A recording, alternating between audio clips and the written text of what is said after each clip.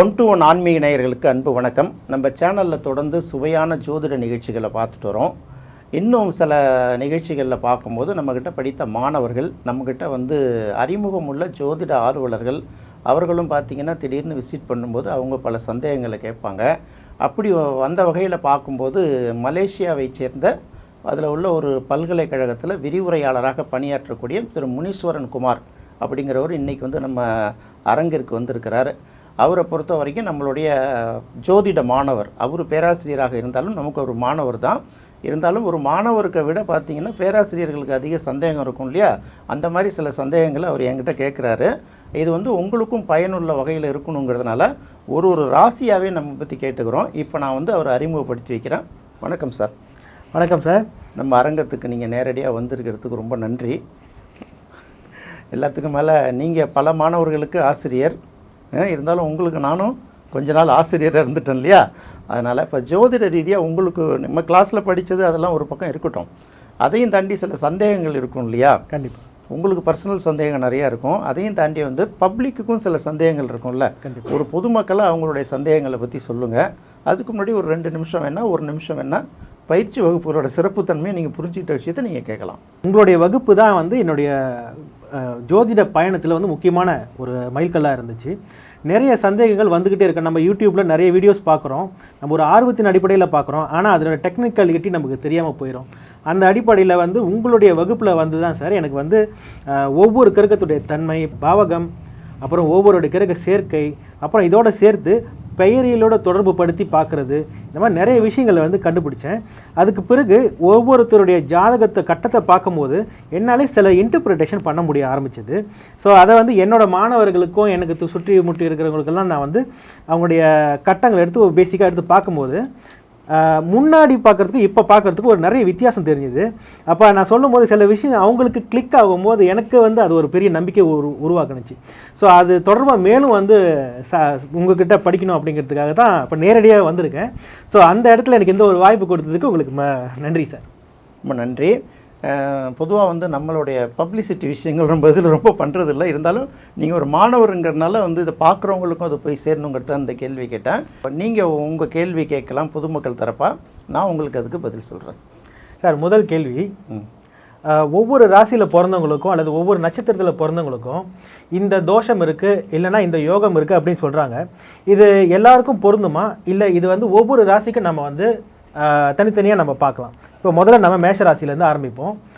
மேஷராசிக்கு உள்ள யோகம் தோஷம் என்னென்ன கொஞ்சம் எக்ஸ்பிளைன் பண்ணுங்கள் சார். இப்போ ஜென்ரலாக நம்ம என்ன பார்க்க போகிறோம் அப்படின்னு கேட்டிங்கன்னா, இந்த இரவும் பகலும் சேர்ந்தது தானே ஒரு நாள், இன்பமும் துன்பமும் சேர்ந்தது தானே வாழ்க்கை. அது மாதிரி பார்த்திங்கன்னா எல்லா ராசிகளுக்கும் பார்த்திங்கன்னா யோகமும் இருக்கும், தோஷமும் இருக்கும். அடுத்தது பார்த்திங்கன்னா ஒரு நட்சத்திரத்தும் பார்த்திங்கன்னா ப்ளஸ் பாயிண்ட்ஸ் மைனஸ் பாயிண்ட் ரெண்டுமே தான் இருக்கும். இப்போ இவங்க என்ன பண்ணுறாங்க அப்படின்னு கேட்டிங்கன்னா, ஜென்ரலாக நம்ம சொல்லும்போது பார்த்திங்கன்னா ஒரு ராசி அடிப்படையில் இந்த ராசியோட தன்மை தான் என்னன்னு சொல்ல முடியும். இப்போ உதாரணத்துக்கு பார்க்கும்போது மேஷராசிக்காரர்கள்னால் அவங்களுடைய தன்மை எப்படி இருக்கும் அப்படின்னு பார்க்கும்போது அவங்க சுபாவத்தால் எளிதில் உணர்ச்சி வசப்படக்கூடியவர்கள். முதல்ல அதான் எடுக்கணும். ஏன்னா அது செவ்வாயோட சம்மந்தப்பட்ட ஒரு ராசிங்கிறதுனால முதல்ல அவங்க எளிதில் உணர்ச்சி வசப்படுவாங்க. ரெண்டாவது அவங்க யாருக்கும் அடங்கி போக நினைக்க மாட்டாங்க. இது செகண்டு. மூணாவது பார்த்திங்கன்னா யாராலையும் செய்ய முடியாத வேலையை செஞ்சு பார்க்கணுன்னு ஆசைப்படுவாங்க. மூணாவது சொல்லுவாங்கள்ல, அட்வென்ச்சர்னு ஆங்கிலத்தில் ஒரு வார்த்தை சொல்லுவாங்க இல்லையா, சாகசம் இல்லையா? இந்த கர்ணம் தப்பினால் மரணம், உயிரை பணையம் வச்சு விளையாடுற விளையாட்டு இப்படிலாம் சொல்கிறாங்கல்ல, அந்த மாதிரி துறைகள் தான் அவங்களுக்கு ரொம்ப பிடிக்கும். இது அது ஒரு இயல்பான குணம். இது மேஷராசியில் பிறந்த அத்தனை பேருக்கும் இருக்குமா அப்படின்னு கேட்டிங்கன்னா எல்லாருக்கும் இருக்காது. அதையும் நம்ம சொல்லிட்டோம். அப்போது பொதுவாகவே ஒரு ராசியை வச்சு பார்த்து பலன் சொல்கிறதுக்கு முன்னாடி இது இயற்கையான தன்மை. அப்போ இந்த ராசியில் என்னென்ன நட்சத்திரங்கள் இருக்குது அப்படின்னு பார்க்கணும். அடுத்தது ராசிக்கு உரிய கிரகம் எங்கே இருக்குன்னு பார்க்கணும். இதை வச்சு தான் நம்ம பலனை சொல்லணும். அப்போ ராசி அப்படின்னு பார்க்கும்போது மேஷத்தில் இவ்வளோ விஷயங்களை சொல்லிட்டோம். அப்போ மேஷராசிக்குன்னு சில லேண்ட்மார்க் இருக்குதுன்னு சொல்லுவாங்கள்ல, அதையும் சொல்லணும்ல. அப்போ மேஷங்கிறத நம்ம முதல்ல என்ன சொல்கிறோம், அதில் இருக்கக்கூடிய ஒரு அஸ்வினி நட்சத்திரம் அப்படின்னு ஒன்று எடுக்க போகிறோம். அப்படி பார்க்கும்போது குதிரைகள் இருக்கக்கூடிய இடம், குதிரை லாயங்கள் எல்லாமே பார்த்திங்கன்னா மேஷராசியோடு சம்மந்தப்பட்ட இடங்கள். குதிரைகளை இன்றைக்கி நீங்கள் தமிழ்நாட்டில் பெரிய அளவுக்குலாம் பார்க்க முடியாது, குறைஞ்சிருச்சு. அதுக்கப்புறம் ஏன்னா வாகன போக்குவரத்து, மோட்டார் வாகனங்கள் அதிகமாகிடுச்ச பிறகு குதிரை குறைஞ்சிருச்சு. ஆனாலும் ஒரு சில இடங்களில் மட்டும் அங்கங்கே சில குதிரைகள் இருக்கும். இப்போ பீச்சில் போனால் சில குதிரைகள் இருக்கும்ல, அந்த மாதிரி இடங்களில் மட்டும்தான் சில குதிரைகள் இருக்குது. அடுத்தது இந்த குதிரை லாயங்கள் அப்படின்னு சொல்கிறோம். ஏற்கனவே குதிரைகள் வளர்த்த இடங்கள் இருக்குல்ல, அது கூட ராசியோட ஒரு அடையாளம் தான். அதுக்கப்புறம் பார்த்திங்கன்னா நம்ம செவ்வாய்னாலே சிகப்பு அப்படின்னு சொல்கிறோம்ல, இப்போ செம்மண் பூமின்னு ஒன்று இருக்குல்ல, அதுவும் ஒரு அடையாளம் தான். இப்போ செங்கல் சூளையை பற்றி சொல்கிறோம் இல்லையா, இது ஒரு அடையாளம் தான். இப்படி வெடிமருந்து, இப்படி வந்து செவ்வாய்க்குரிய கிரகங்கள், செவ்வாய்க்குரிய தன்மைகள் எல்லாம் இங்கேருந்து அப்படியே சொல்லிட்டு வந்துடுவாங்க. போகிற இடத்துல போலீஸ் ஸ்டேஷன் இருந்ததுன்னு வச்சுக்கோங்களேன், அதுவும் செவ்வாயோட அடையாளம் தான். மிலிட்ரி குவார்ட்டர்ஸ் இருந்தால் அதுவும் செவ்வாயோட அடையாளங்கள் தான். சிறு குன்றுகள் இருந்தால் கூட அடையாளம். இது வந்து ராசியோட அடையாளம். நீங்கள் இப்போ கேட்டிங்கல்ல யோகமாக தோஷமாங்கிற ஒரு விஷயத்தை கேட்குறீங்கல்ல, இங்கே எப்படி எடுக்கணும்னா மேஷத்தை லக்னமாக கொண்டவர்களுக்கு தான் இது பொருந்தும். மேஷத்தை லக்னமாக போட்டுட்டிங்கன்னா அதுக்கு 2ஆம் இடம் 3ஆம் இடம்னு சொல்லிட்டு ஒரு 12 இடம் வருது இல்லையா. அப்போ இந்த மேஷத்துக்கு என்ன யோகம், மேஷ லக்னத்தில் பிறந்தவர்களுக்கு என்ன யோகம் அப்படின்னு பார்த்தீங்கன்னா, யோகத்தை செய்யக்கூடிய கிரகங்கள் வந்து 2 கிரகங்கள் முக்கியமாக. எப்படின்னா 5ஆம் அதிபதி சூரியன், 9ஆம் அதிபதி குரு. அப்போ மேஷ லக்னத்துக்கு 5ஆம் இடத்துக்குரிய சூரியனும் 9ஆம் இடத்துக்குரிய குருவும் நல்ல நிலையில் இருக்கணும். அப்போ எப்படின்னா இந்த சூரியன் வந்து 6, 8, 12 மறையாமல் இருக்கணும்.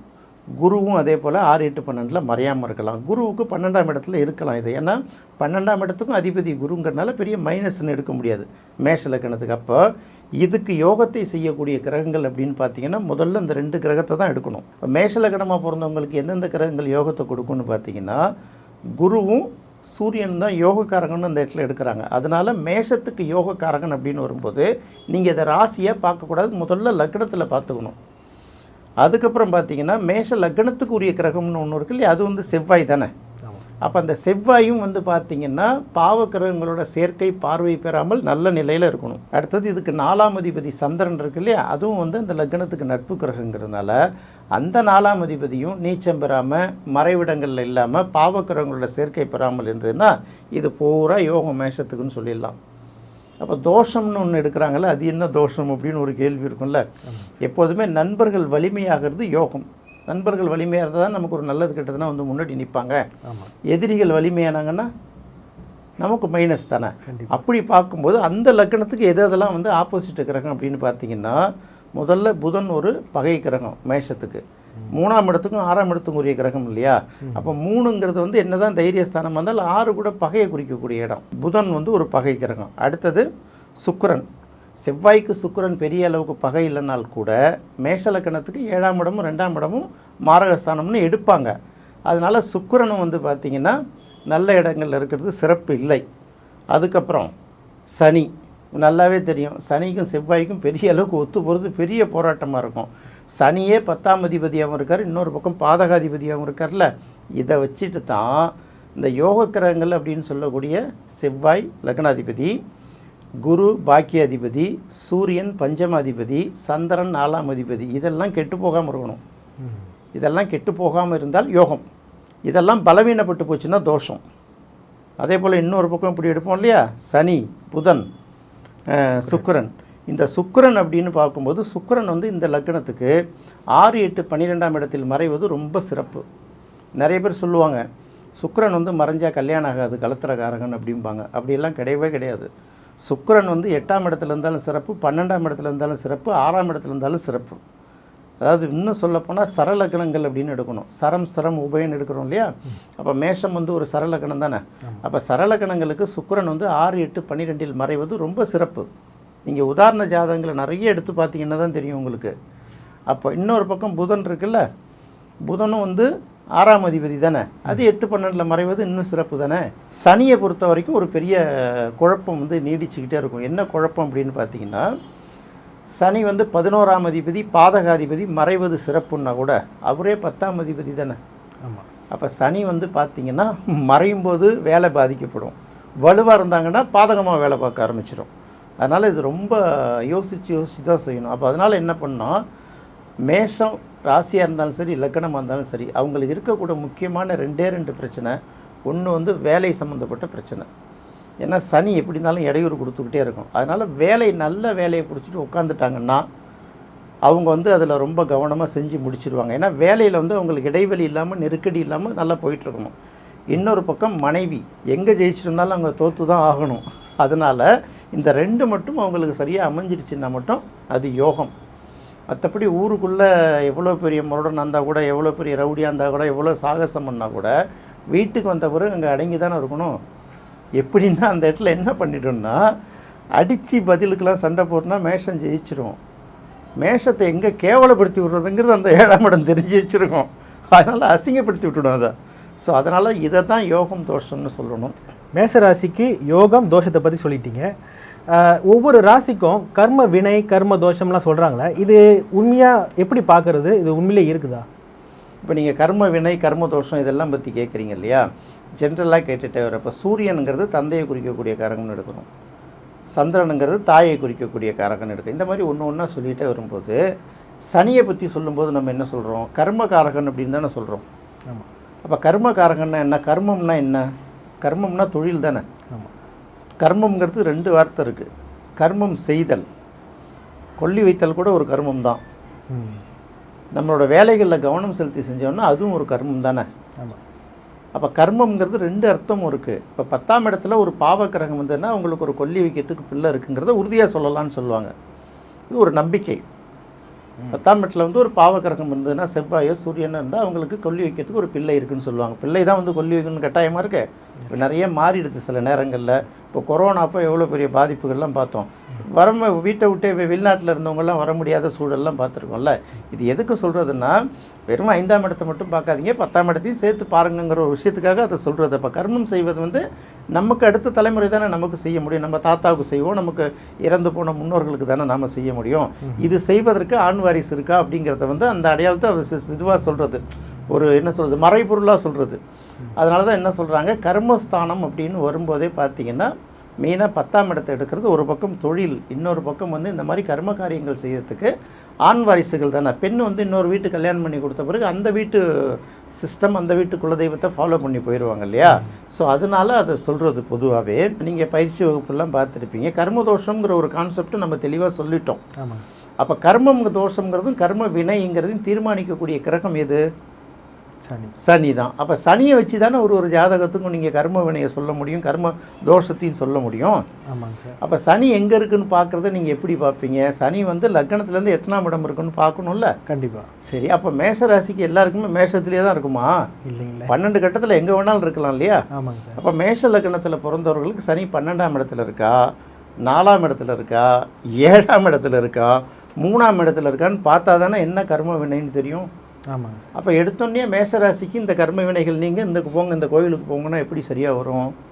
அப்போ கர்ம தோஷம் கர்ம வினைங்கிறது வேறு. ஒரு ஜாதகத்தில் அவங்களுடைய கர்ம வினையோ கர்ம தோஷத்தையோ என்னன்னு பார்க்குறதுக்கு அவங்க ஜாதகத்தில் அந்த லக்னத்துலேருந்து சனி எந்த இடத்துல இருக்குது, கர்ம தோஷத்துக்கு உட்பட்டு இருக்கா, இல்லை யோகங்களை செய்யக்கூடிய நிலையில் இருக்கா அப்படின்னு பார்த்து தான் கண்டுபிடிக்கணும். இப்போ சனி இருக்கிறத வச்சு கர்மத்தை கண்டுபிடிக்கணுன்னா பொதுவாக அது ஒரு கண்டுபிடிக்கிறது தான். இது வந்து ப்ளஸ்ஸும் இருக்கலாம் மைனஸும் இருக்கலாம்.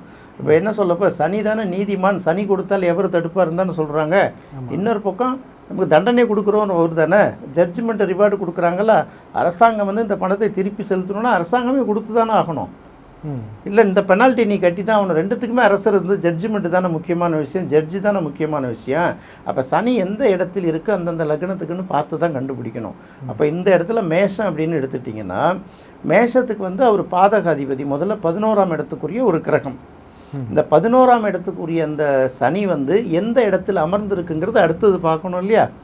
அப்போ சனி போய் மற்ற இடங்களில் உட்காந்துருக்குன்னா 4ஆம் இடத்துல உட்காந்தா என்ன பண்ணும்? தாயார் சம்மந்தப்பட்ட பாதிப்பை கொடுக்கும். எல்லாரும் தெரிஞ்சது தானே அது.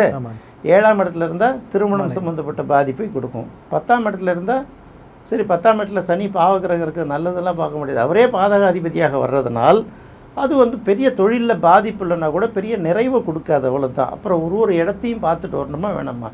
இதுதான் வந்து இந்த கர்ம வினைங்கிறது, கர்ம யோகம்ங்கிறது, கர்ம தோஷங்கிறது எல்லாமே இது தான். ஒவ்வொரு லக்கணத்துக்கும் சனி அமர்விடம். அப்படி பார்க்கும்போது மேஷ லக்கணம் கர்மதோஷம் உரியவர்களாக இருக்காங்களா அப்படின்னு பார்க்கும்போது மேஷ லக்கணமாக இருந்து சனி வந்து லக்கணத்துக்கு 4ஆம் இடத்துலையோ 7ஆம் இடத்துலையோ 10ஆம் இடத்துலையோ லக்னத்துலேயோ இருந்தால் தான் கர்மதோஷம்னு நம்ம சொல்ல முடியும் உறுதியாக. அப்படி இல்லாத பட்சத்தில் சனி வந்து ஆட்சி பெற்ற இடங்களில் இருந்தாலும் சரி, இப்போ வந்து 10ஆம் இடமான மகரத்தில் இருந்தாலும் சரி, 11ஆம் இடமான கும்பத்தில் இருந்தாலும் சரி, அப்போ கர்ம யோகம் அப்படிங்கிறது நம்ம சொல்ல முடியும். இதுக்கு என்ன தீர்வுங்கிறது தான் பல பேர் பல விஷயமாக சொல்லிகிட்டு இருப்பாங்க. இதை வந்து நம்ம ஓப்பனாக சொல்ல முடியாது. ஏன்னா ஒருத்தவங்களுக்கு சொல்லக்கூடிய தீர்வு வந்து இன்னொருத்தவங்களுக்கு மாறுபடும். நம்ம வந்து ஒரு பரிகாரம் சொல்லி இந்த இடத்துக்கு போகணும்னு சொல்லுவோம். அவங்க போகிற நாள் வந்து போகக்கூடாத நாட்களில் சில நேரத்தில் போவாங்க. அப்போ வந்து அந்தந்த போகக்கூடிய நாட்கள் இதெல்லாம் வச்சு தானே முடிவு பண்ணி சொல்ல முடியும். அப்போ நீங்கள் ஒட்டுமொத்தமாக பார்க்கும்போது ஒரு ராசிக்கு இதுதான் கர்ம வினை, இதுதான் யோகம் அப்படிலாம் சொல்லவே முடியாது. எல்லா லக்கணங்களுக்கும் யோகங்கள் வந்து அந்த லக்கணத்துக்கு என்னென்ன கிரகம் யோகம் தரக்கூடிய கிரகம், அந்த யோகம் இருக்குது, அந்த யோகம் தரக்கூடிய கிரகங்கள் என்ன வலிமை பெற்றிருக்கு, அதை வேறு ஏதாவது சுப கிரகங்கள் பார்க்குறதாங்கிறது தான் அந்த யோகத்தை சொல்ல முடியும். அது மாதிரி அந்த லக்கணத்துக்கு பாவ கிரகங்கள்னு எடுக்கிறோம் இல்லையா, மேஷ லக்கணத்துக்கு எடுத்தோம்ல பாவ கிரகம், புதன் சுக்கிரன் சனி இது மூணுமே பாவ கிரகம் மேஷ லக்கணத்துக்கு. இதில் வந்து ஜென்ரலாக பார்த்தீங்கன்னா புதனும் சுபகிரகம் தான், சுக்கிரனும் சுபகிரகம் தான். ஆனால் இது எதுக்கு நம்ம அதுக்கு பாவ கிரகம்னு எடுக்கிறோம்? அப்போ எனக்கு எதிரியாக இருக்கிறவர்கள் எல்லாருக்கும் எதிரியாக இருப்பாங்கன்னு அர்த்தம் கிடையாதுல்ல. என்னோட எதிரிக்கு அவங்க நண்பர்களாக இருக்கலாம்ல. அப்படியெல்லாம் பார்த்து தான் ஒரு இதை வந்து முடிவு பண்ணணும். அதனால் இந்த ராசியில் பிறந்தால் இந்த கர்ம வினை, இந்த நட்சத்திரத்தில் பிறந்தால் இந்த கர்ம வினை அப்படிலாம் சொல்ல முடியாது. ஒரே நட்சத்திரத்தில் பிறந்தவங்க பெரிய குடியரசுத் தலைவர் ரேஞ்சுக்கு பெரிய பொறுப்பில் இருப்பாங்க. அதே நட்சத்திரத்தில் பிறந்தவங்க ஒருத்தன் ரோட்டோரம் உட்காந்து காசை வசூல் பண்ணிட்டு இருப்பான், போகிறவங்களுக்கு காசு போட சொல்லி. அப்படி பார்க்க முடியாது இல்லையா. ஒரு ஜாதகமும் தனி ஜாதகம். இப்போ நாம் சொல்கிறது கூட யோகம் தோஷம் அதுக்கப்புறம் கிரக அமைவுகள் இதை தெளிவாக தெரிஞ்சுக்கிட்டா தான். ஏன்னா அவங்களுக்கு இவ்வளோ தூரம் டீட்டெயிலாக சொல்ல தெரியாது. இப்போ உங்களுக்கு இப்போ ஓரளவு புரிஞ்சுக்குவாங்களா. இப்போ லக்னத்தை தான் நீங்கள் பார்க்கணும். ராசியில் வந்து கேரக்டரை பார்க்கலாம், அதை தவிர வேறு என்ன பார்க்க முடியும்? சாதாரணமாக கூலி தொழிலாளி கூட அவனால் முடிஞ்ச அளவுக்கு கொடை வள்ளல் செய்யலாம் இல்லையா. கண்டிப்பாக ரெண்டுமே வள்ளல் தான். இவனோட தன்மைக்கு இவன் கொடுக்குறான், அவங்களோட தன்மைக்கு அவங்க கொடுக்குறாங்க. அது மாதிரி சாதாரண லெவலில் உள்ளவங்க அவங்க லெவலுக்கு தப்பு பண்ணுவாங்க. இன்ஃப்ளூயன்ஸ் பர்சன் அவங்க லெவலுக்கு தப்பு பண்ணுவாங்க. இது எல்லாருக்கும் பொது தான், எல்லாருக்கும் காற்று மாதிரி. அதை இதெல்லாம் யோசிச்சுட்டு தான் உண்மையில் கர்ம யோகம்ங்கிறதும் கர்ம தோஷங்கிறதும் எந்த தனிப்பட்ட லக்கணத்துக்கும் தனிப்பட்ட நட்சத்திரத்துக்கும் கிடையாது.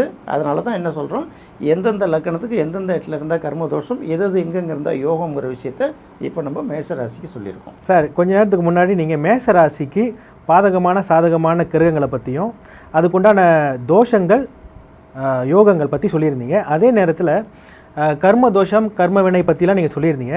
இப்போ இதுவே ரிஷப லக்கணத்துக்கு கொஞ்சம் சொல்ல முடியுங்களா?